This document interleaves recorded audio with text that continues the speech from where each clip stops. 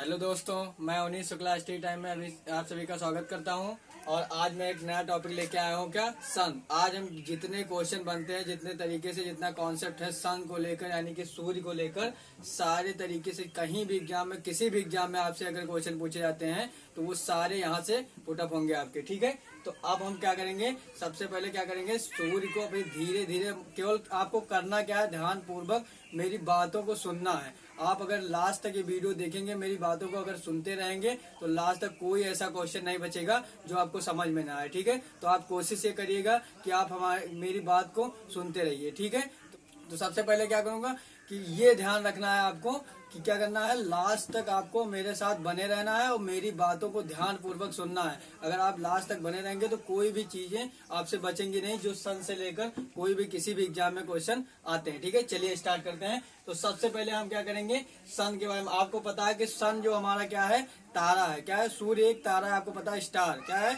सूर्य एक स्टार है, समझिए। अब देखिए कि क्या है, अब ये इसकी क्या करेंगे, इसकी लोकेशन जानेंगे। सबसे पहले इसकी लोकेशन कहाँ है ये हमको जानना है। तो लोकेशन में पहला पॉइंट हमने लिखा है, देखिए लिखा है, ये सौर मंडल के केंद्र में स्थित गर्म गैस का एक तारा है। पहला पॉइंट हमने क्या लिखा है कि सौर मंडल के केंद्र में स्थित, यानी कि आपको क्या पता चला कि ये सौर मंडल के कहाँ स्थित है, सेंटर में, केंद्र में स्थित है। एक बात आपको क्वेश्चन बताया, क्वेश्चन आ जाएगा कि सूर्य कहाँ स्थित है, तो आपको सेंटर में, आंसर क्या होगा उसका, सेंटर। इस तरीके से आपके क्वेश्चन बनेंगे। क्या सौर मंडल के केंद्र में स्थित है, सूर्य कहाँ स्थित है, सौर मंडल के केंद्र में स्थित है। सूर्य एक प्रकार का क्या है, तारा है। इस तरीके का क्वेश्चन है। और गर्म गैस का एक तारा, समझ में, गर्म गैस। अब गर्म गैस की बात कर दी गई तो आपको एक बात पता होनी चाहिए, अब गैस की बात आ गई तो कौन कौन सी गैसें हैं ये आपको जानना है। सबसे पहले देखिएगा कि अब आपको ये पता करना है कि गैसों का परसेंटेज जानेंगे। सबसे पहले तो ये जान लीजिए कि गैस की बात अगर कर दी गई तो अब गैस कौन कौन सी है, तो तीन जानिए कि इसमें हाइड्रोजन हीलियम गैस पाई जाती है। इसमें कौन सी गैस पाई जाती है, हाइड्रोजन और हीलियम गैस, तथा कुछ अदर गैसें भी पाई जाती हैं। तो कौन कौन सी गैसें हो गई, हाइड्रोजन, हीलियम तथा कुछ अदर गैसें पाई जाती हैं। ये कैसे आप समझ लीजिए, इसमें हाइड्रोजन कितने परसेंट है, हाइड्रोजन आपको पता होगा, हाइड्रोजन है हमारा 70%। जो हाइड्रोजन गैस है हमारी वो कितनी परसेंट है, 70% है। उसके बाद क्या करेंगे, उसके बाद हीलियम गैस। हीलियम गैस जो हमारी है वो कितने परसेंट है, वो हमारी है 28%। कितने परसेंट है, हीलियम गैस हमारी कितनी परसेंट है, 28% है। अगली देखेंगे कुछ अदर गैसें हैं।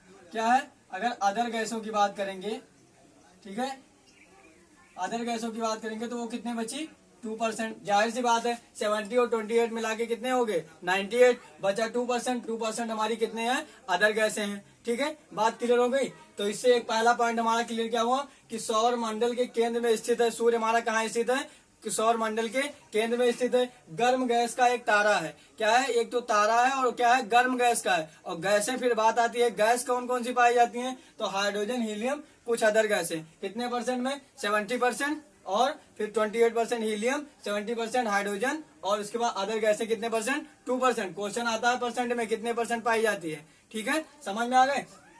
एक और पॉइंट ध्यान दीजिएगा, एक पॉइंट और हमारा बनता है कि जो हमारा सन है, क्या है, सन, सन हमारा है वो किस तरीके से घूमता कैसे है ये समझना है। तो हमेशा वो समझ लीजिए कि ईस्ट टू वेस्ट, यानी कि पूरब से पश्चिम की ओर घूमता है। ठीक है, समझ में आ गया। देखिए सन हमारा क्या है, ईस्ट टू वेस्ट, यानी कि पूरब से पश्चिम की ओर घूमता है। जबकि हमारी अर्थ जो है, पृथ्वी, वो क्या घूमती, कैसे घूमती है, वेस्ट टू ईस्ट, यानी कि पश्चिम से पूर्व। सूर्य और पृथ्वी एक दूसरे के अपोजिट में घूमते हैं। देखिए ये घूमता है सूर्य किस तरीके से, ईस्ट टू वेस्ट, यानी पूरब से पश्चिम, और अर्थ हमारी कैसे घूमती है, वेस्ट टू ईस्ट, यानी कि पश्चिम से पूरब। बात क्लियर हो गई, दो पॉइंट हमारे क्लियर हो गए। अब बात आती है, क्या कहते हैं, एक अगला पॉइंट हमारा है, जो हमारा सन है। कहने का मतलब जो हमारा सन है वो हमारी पृथ्वी से लगभग कितना, 13 लाख गुना बड़ा है। क्या है, जो हमारा सन है वो क्या है, पृथ्वी से लगभग 13 लाख गुना बड़ा है। इससे क्या पता चला कि जो हमारी पृथ्वी है वो पृथ्वी जैसे आकार वाली कोई भी वस्तु 13 लाख, ऐसे पृथ्वी की अगर 13 लाख पृथ्वी जैसे अगर पिंड बने तो सूर्य में क्या होते हैं, समाहित हो सकते हैं। समझ में आ रही बात को। अगर सन क्या है, 13 लाख गुना बड़ा है, तो पृथ्वी जैसे पिंड जो है वो सूर्य में लगभग 13 लाख पृथ्वी जैसे पिंड समाहित हो सकते हैं। इतना बड़ा हमारा सूर्य है। बात समझ में आ गई। तो दूसरा पॉइंट हमारा क्या था, सन जो है वो अर्थ का कितना बड़ा है, 13 लाख गुना। बात समझ में आ गई। यहाँ एक पॉइंट और देख लेते हैं। यहाँ गैसों की बात आई तो आपको पता है कि इन्हीं गैसों के, ये एक बात और क्वेश्चन आती है कि बताइए कि क्या होता है सूर्य के अंदर जो होता है प्रकाश की ऊर्जा होती है, जो प्रकाश उत्पन्न होता है वो नाभिकीय संलयन होता है उसमें या नाभिकीय विखंडन होता है, ये क्वेश्चन आता है। तो उसमें ध्यान रखिएगा कि उसमें नाभिकीय संलयन होता है। जैसे समझिए कैसे होगा, आपको आप साइंस अगर पढ़े होंगे तो आपको पता होगा कैसे रिएक्शन किया जाता है। उस रिएक्शन को ध्यान रखिए कैसे हम करते हैं। यहाँ पे जो प्रकाश निकलता है तो कैसे निकलता है उसका रिएक्शन देखिए। उसका रिएक्शन ऐसे होता है कि 1H3 प्लस 1H2 और उसके बाद क्या आएगा 2HE4 प्लस 0N1 और प्लस जो हमारी एनर्जी निकलती है, तभी एनर्जी निकलती है आपको पता है। इसी रिएक्शन के आधार पर क्या होता है, जो हमारी एनर्जी निकलती है कैसे, इन गैसों के आधार पर रिएक्शन कैसे होता है। जो सूर्य से प्रकाश निकलता है वो कुछ देखिए, अब यहाँ पे नाभिकीय संलयन हो रहा है। देखिए दो एटम क्या है आपस में क्या कर रहे हैं, दोनों एटम जोड़े जा रहे हैं। देखिए जुड़ रहे हैं, यहाँ पे क्या है हाइड्रोजन का एटम है, इधर दो एटम देखिए यहाँ पे क्या हुआ, ये दोनों जुड़कर क्या बनाते हैं, हीलियम बनाए हैं। देखिए आपको समझ है, यहाँ पे देखिए एक एक ये हो गया 2 और 3 और 2 5 हो गया। यहाँ पे क्या होगा हीलियम का परमाणु है और यहाँ पे क्या है ये आ गया नाइट्रोजन का। यहाँ आपको पता है कि नाइट्रोजन पे आवेश कितना होता है, 0 होता है। ठीक है, तो 0 N, यहाँ N का मतलब नाइट्रोजन, He का मतलब हीलियम और H का मतलब हाइड्रोजन। ठीक है, इस अभिक्रिया के आधार पर क्या होती है, सूर्य से उष्मा निकलती है। तो आपको ये पता होना चाहिए कि क्या होता है सूर्य के अंदर नाभिकीय संलयन। क्या बोलेंगे आप,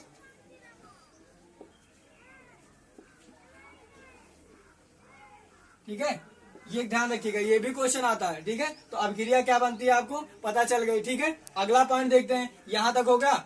तीसरा पॉइंट हमारा क्या है, जो सूर्य हमारा है। आपको एक बात और, तीसरा पॉइंट हमारा आएगा कि जो हमारा सूर्य है वो क्या करता है, पूरे सौर मंडल को क्या करता है, ऊष्मा प्रदान करता है। संपूर्ण सौर मंडल को क्या करता है, ऊष्मा प्रदान करता है। तीसरा पॉइंट हमारा क्या है, जो हमारा सूर्य है वो क्या करता है, संपूर्ण सौर मंडल को क्या करता है, ऊष्मा प्रदान करता है। ठीक है, बात समझ में आ गई। तीसरी, फिर अगला देखते हैं, अगला क्या है, ये सूर्य जो है वो पृथ्वी और सूर्य के बीच में दूरी कितनी है ये समझ लीजिए। या तो जैसे मान लीजिए सूर्य है, यहाँ पे अपनी क्या है, अर्थ है।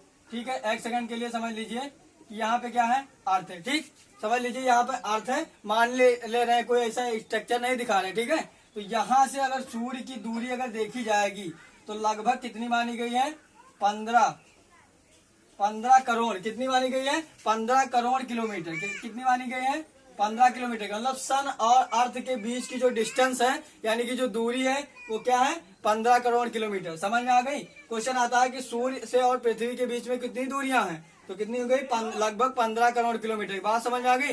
सब एनसीईआरटी बेस्ड है, ये समझ लीजिए। आपको लिखित में यही हर जगह मिलेगा, सब जगह, कहीं भी कोई भी आंसर आपको डिफरेंट नहीं मिलेगा। तो अगला पॉइंट आपको पता चल गया कि सूर्य और पृथ्वी के बीच टोटल डिस्टेंस कितनी है, लगभग 15 करोड़ किलोमीटर। बात समझ में आ गई। अगला पॉइंट देखते हैं, यहाँ पे लिखा है 8 मिनट 18 सेकंड और 8 मिनट 19 सेकंड। यहाँ बात आती है जो प्रकाश की क्या है, लाइट। प्रकाश की लाइट, आपको पता है कि प्रकाश की लाइट कितनी होती है, स्पीड, जो लाइट की स्पीड होती है आपको पता होगा कि 3 × 10 की पावर क्या होती है, 8 मीटर पर सेकेंड। ठीक है, ये प्रकाश लाइट की क्या है, स्पीड है। प्रकाश की जो स्पीड है वो कितनी होती है, 3 × क्या होगी, 3 × क्या होगी, 10 की पावर 8 मीटर पर सेकेंड। समझ में आ गया, लगभग 3 लाख माना जाता है। एनसीईआरटी के आधार पर ये बताया गया है कि जो प्रकाश की स्पीड है वो कितनी है, लगभग 3 लाख मीटर पर सेकेंड मानी जाती है। ठीक है, अब बात आती है कि यहाँ पे सूर्य से जो प्रकाश निकलता है वो पृथ्वी तक कब तक पहुंचता है। तो आपको पता होगा कि जब आप ओल्ड एनसीईआरटी पढ़ेंगे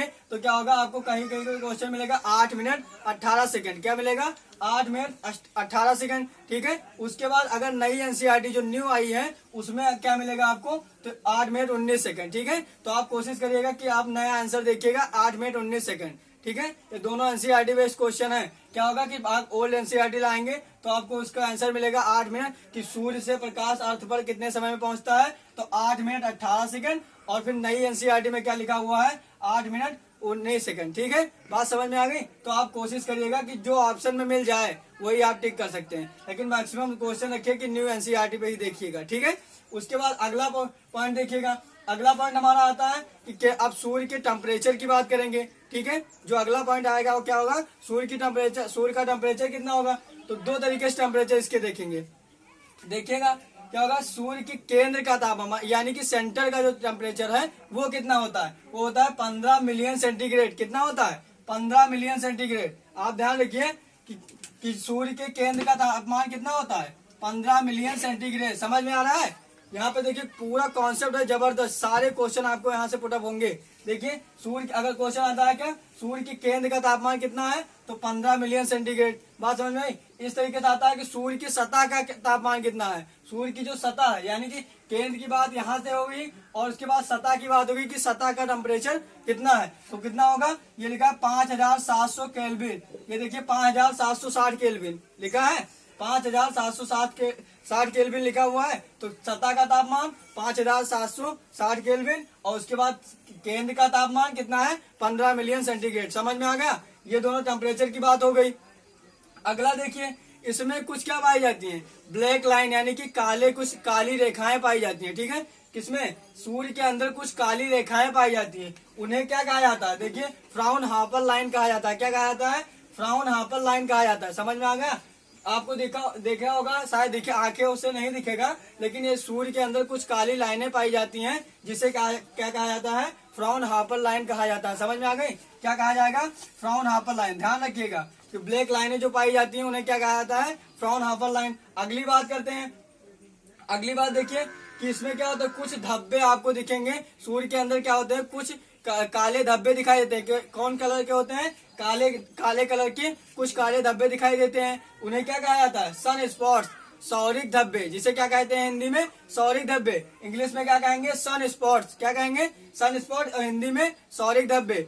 और इनका क्या कहते हैं, इनका टेम्परेचर कितना होता है, लगभग क्या माना गया है, 1500 डिग्री सेल्सियस। ये लगभग ना एग्जैक्ट वैल्यू है इसकी, क्या होगा, 1500 डिग्री सेल्सियस किसका तापमान होता है, जो सूर्य के अंदर क्या पाए जाते हैं, सन स्पॉट्स। सन स्पॉट्स का टेम्परेचर कितना होता है, 1500 डिग्री सेल्सियस। बात आती है क्या हुआ कि सूर्य के अंदर कुछ काले धब्बे पाए जाते हैं यानी कि सन स्पॉट्स, उसका टेम्परेचर कितना होता है, 1500 डिग्री सेल्सियस। बात समझ में आ गई। अगला पॉइंट देखते हैं, आयु की बात करेंगे कि सूर्य की जो आयु है, एज, सूर्य की एज कितनी है ये जानना है। सूर्य की एज कितनी होती है, लगभग माना गया है, कहीं कहीं पे आपको मिलेगा 5.5 अरब वर्ष बताएंगे। देखिए 5.5 अरब वर्ष या कहीं कहीं पे 5 अरब वर्ष, लगभग 5 अरब वर्ष लिखा है एनसीईआरटी में। आपको मिलेगा कि सूर्य की आयु की अगर बात करेंगे तो क्या होगा, लगभग 5 अरब वर्ष। आप समझ रहे हैं कि सूर्य की आयु कितनी होती है, लगभग 5 अरब वर्ष। और इसका जीवन काल, जो पूरा जीवन काल है वो कितना होता है, 10 अरब वर्ष। समझ में आ गया। आयु अगर पूछेगा तो आप आंसर क्या टिक करेंगे, 5 अरब वर्ष। समझ में आ गया। अगर जीवन काल पूछेगा तो क्या होगा, 10 अरब वर्ष। जीवन काल का मतलब क्या होता है, प्रकाश उत्पन्न करने की शक्ति। ठीक है, प्रकाश उत्पन्न कर सकता है 10 अरब वर्ष तक। ठीक है, आयु की बात करेंगे तो क्या होगा, 5 अरब वर्ष। समझ में आ गया। यहाँ तक बात, सारे पॉइंट क्लियर हो गए। आगे देखते हैं, यहाँ पे आपको समझ में आ गया। एक और पॉइंट आता है, क्या होता है, जो कुल प्रकाश, जो सूर्य का प्रकाश आता है, कहने का मतलब जो सूर्य का प्रकाश वहां से निकलता है तो पृथ्वी पर वो कुल प्रकाश का कितना भाग पहुंचता है, ये भी क्वेश्चन आता है। तो आप समझ लीजिए कि सूर्य का 2 अरबवां भाग, कौन सा, अगर बात करेंगे हम 2 अरबवां भाग, कौन सा, जो सूर्य का प्रकाश निकलता है, कुल प्रकाश का कितना भाग पृथ्वी पर पहुंचता है, हमारी पृथ्वी पर यानी कि अर्थ पर, जो अर्थ पर प्रकाश पहुंचता है यहाँ पे पृथ्वी पर, वो कितना भाग, सूर्य के प्रकाश के कितना भाग यहाँ पर पहुंचता है। तो क्वेश्चन आता है कितना, 2 अरबवां भाग। ध्यान रखिएगा कि क्या होगा कि सूर्य का कितने प्रकाश का केवल कितना भाग, 2 अरबवां भाग पृथ्वी पर पहुंचता है। यहाँ तक बात समझ में आ गई, जितने पॉइंट थे। अब चलिए इधर ध्यान देते हैं, थोड़ा सोलर फ्लेयर के बारे में थोड़ा जान लेते हैं कि इसकी लेयर कैसी होती है। समझ लीजिए, सोलर सिस्टम का थोड़ा टॉपिक है, तो यहाँ पे छूट गया था, तो ये ध्यान रखिएगा कि इसको भी जान लेते हैं कि सोलर फ्लेयर कैसे होता है। ठीक है, कैसे बना होता है। तो यहाँ पे ध्यान रखिए कि इसमें 3 लेयर पाई जाती हैं। सोलर फ्लेयर में 3 लेयर पाई जाती है। कौन कौन सी, देखिए, जिसकी सेंटर को क्या कहा जाता है, कोर के नाम से जानते हैं। क्या कहते हैं, कोर के नाम से जानते हैं। इसे क्या कहेंगे, सोलर फ्लेयर। एक सेकेंड, इसको लिख देते हैं, क्या कहा जाएगा, सोलर फ्लेयर। क्या कहेंगे, सोलर फ्लेयर। समझ में आ गया। इसका 3 लेयर होती है, जैसे सेंटर के भाग को क्या कहते हैं, कोर कहते हैं, ठीक है। उसके बाद क्या कहेंगे, दूसरे लेयर को क्या कहेंगे, क्रोमोस्फेयर कहेंगे। क्रोमोस्फेयर का मतलब क्या होगा, प्रकाश मंडल। क्या कहेंगे, क्रोमोस्फेयर का मतलब क्या होगा, प्रकाश मंडल, प्रकाश मंडल, ठीक है। क्रोमोस्फेयर का मतलब क्या हुआ, प्रकाश मंडल। उसके बाद आएगा तीसरा हमारा फोटोस्फेयर। फोटोस्फेयर का मतलब क्या हुआ, वर्णमंडल। क्या कहेंगे, वर्णमंडल।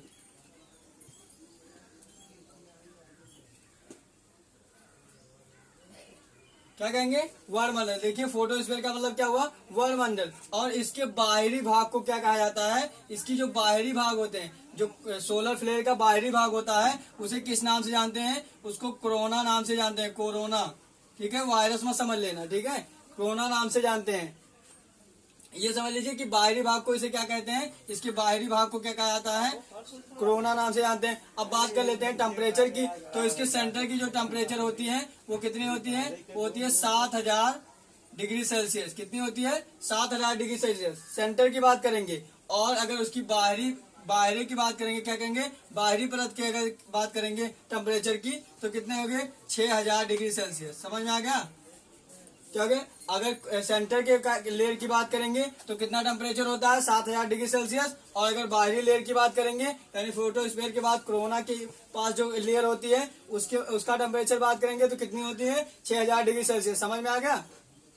तो यहाँ देखिए सोलर फ्लेयर में कितनी परतें पाई जाती हैं, 3 परतें। कौन से, कोर, सेंटर में कोर होता है, उसके बाद क्रोमोस्फेयर और उसके बाद फोटोस्फेयर। और सबसे बाहरी परत को क्या कहते हैं, बाहरी भाग को कोरोना के नाम से जानते हैं, ठीक है, ये समझिए। और इसके बाहरी परत का टेम्परेचर कितना होता है, 6000 डिग्री सेल्सियस। और सेंटर का टेम्परेचर कितना होता है, 7000 डिग्री सेल्सियस। बात समझ में आ गई। यहाँ पे देखते हैं जल्दी में क्या कहेंगे, बहुत ही फास्ट एक बार रिपीट करेंगे और आप ध्यान से समझ लीजिए। एक बार आप रिपीट कर चुके हैं, लेकिन एक फास्ट रिपीट करेंगे जिससे आपको चीजें एक बार फिर से क्लियर हो जाएं। देखिए सबसे पहले हमने क्या कहा था कि सन जो हमारा सौर मंडल है, वो सॉरी जो हमारा सूर्य है वो क्या है, वो सौर मंडल के सेंटर में स्थित है। समझ में आ गया, सेंटर में स्थित है। और क्या है, गैसों का बना एक तारा है। गैस कौन कौन सी पाई जाती है, कौन कौन सी, हाइड्रोजन और हीलियम। हाइड्रोजन कितने परसेंट, 70%, और हीलियम 28%। और उसके बाद अदर गैसें कितने, 2% पाई जाती हैं। समझ में आ गया। फिर अगला पॉइंट हमारा क्या है, अगला पॉइंट है कि पृथ्वी जो हमारी सूर्य है, जो हमारा सूर्य है वो ईस्ट टू वेस्ट घूमता है। क्या घूमता है, पूरब से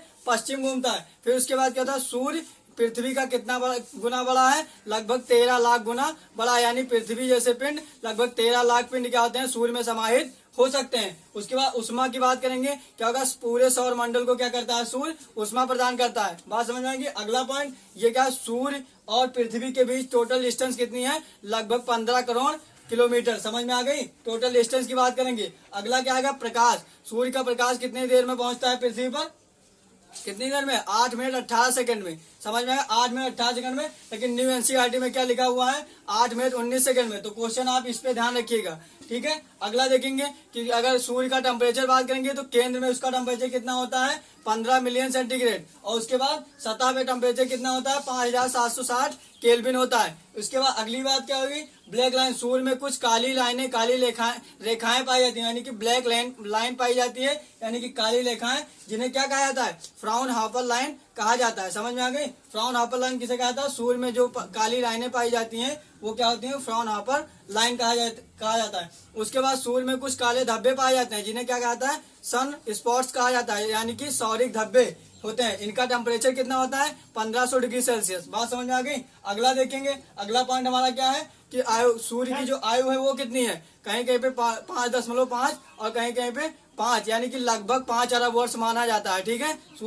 सूर्य की जो आयु है वो लगभग कितनी मानी जाती है, 5 अरब वर्ष। अगला पॉइंट उसका जीवन काल यानी प्रकाश उत्पन्न करने की शक्ति कितनी होती है, 10 अरब वर्ष। समझ में आ गए। अगला पॉइंट, जो प्रकाश आता है, जो प्रकाश पृथ्वी पर आता है, सूर्य के प्रकाश का कितना भाग प्रकाश पृथ्वी पर पहुंचता है, तो 2 अरबवां भाग पृथ्वी पर पहुंचता है। यहाँ तक सारे पॉइंट। और इसके बाद प्रकाश की स्पीड ध्यान रखिएगा, प्रकाश की स्पीड कितनी होती है, 3 × 10⁸ मीटर पर सेकेंड। समझ में आ गई। जो सूर्य का टेम्परेचर है वो नापा किससे जाता है, ये समझ लीजिएगा। तो वो क्या होगा, पायरोमीटर। क्या कहेंगे उसे, पायरोमीटर।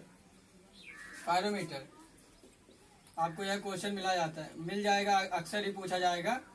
क्या कहा गया कि जो सूर्य का टेम्परेचर मापा जाता है वो किससे मापा जाता है, पायरोमीटर से मापा जाता है। ध्यान रखिएगा कि सूर्य का टेम्परेचर नापने के लिए किसका यूज किया जाता है, पायरोमीटर का यूज किया जाता है। ये भी एक पॉइंट है, ठीक है। तो यहाँ तक जितने भी पॉइंट थे, और एक बात यहाँ पे छूट गई, कौन सी, कि पृथ्वी क्या होता है, सूर्य के प्रकाश में क्या होता है, जब नाभिकीय संलयन होता है, देखिए हाइड्रोजन के परमाणु जब नाभिकीय जो एटम मिलकर जुड़ते हैं तब क्या होता है, हीलियम परमाणु नाभिक बनता है, और उसके बाद क्या होता है, इसमें एनर्जी की उत्पत्ति होती है। देखिए जब नाभिकीय संलयन हुआ तो उसके बाद क्या निकल रही है, एनर्जी निकल रही है। समझ में आ गए। तो इस तरीके से जितने भी क्वेश्चन सूर्य से लेकर बनते थे किसी भी एग्जाम में, कितने भी क्वेश्चन, ये सारे क्वेश्चन मान के चलिए, ये सारे क्वेश्चन हर किसी न किसी एग्जाम में पूछे अवश्य जाते हैं, ठीक है। तो यहाँ तक जितना भी कॉन्सेप्ट मुझसे होगा, मैंने जितनी कोशिश की, जितना मुझे मिला वो आपको मैंने यहाँ तक प्रोवाइड कराया। सूर्य से कोई भी क्वेश्चन लगभग होगा तो यहाँ तक अभी कोई भी दिक्कत नहीं आएगी आपको अभी भी कोई डाउट हो सूर्य से लेकर कोई भी टॉपिक अगर लग रहा है, कोई भी पॉइंट छूटा हुआ है तो आप कमेंट करेंगे, और क्या करेंगे, आप फिर से मैं बता चुका हूँ पहले भी, और आप भी कभी भी वीडियो अगर पढ़ने बैठे तो रफ और पेन लेकर बैठे और पढ़ाई के मोड में बैठे। या इच्छुक होकर कहने का मतलब आप लगेंगे दिमाग, आप कोशिश करेंगे पढ़ने के लिए, तब यहाँ से चीजें, और आप अगर पढ़ना चाहेंगे तो इस बात का विश्वास रखिए कि मैं भी आपको बहुत अच्छे ढंग से बहुत सारी चीजें, बहुत ही अच्छे कॉन्सेप्ट में जितनी भी ट्रिक होगी सारी यूज करके आपको समझाऊंगा, ठीक है। तो आप क्या करिएगा कि आप चीजों को क्या करेंगे, बहुत ध्यान पूर्वक सुनिएगा, मेरी बातों को सुनिएगा और बोर्ड पर फोकस करिएगा, ठीक है। आपको कहीं भी डाउट हो तो कमेंट करिएगा, और ज्यादा से ज्यादा वीडियो को शेयर करिएगा। अगर वीडियो पसंद आए तो लाइक करिएगा, और एक बात और, चैनल को अगर सब्सक्राइब नहीं किए हैं तो अवश्य सब्सक्राइब करें, क्योंकि चैनल को सब्सक्राइब करेंगे, बेल आइकन दबाएंगे, तभी आपको समय पर वीडियो मिल सकेगी। उसके बाद वीडियो को शेयर करें, लाइक करें, कमेंट करें। Thank you class.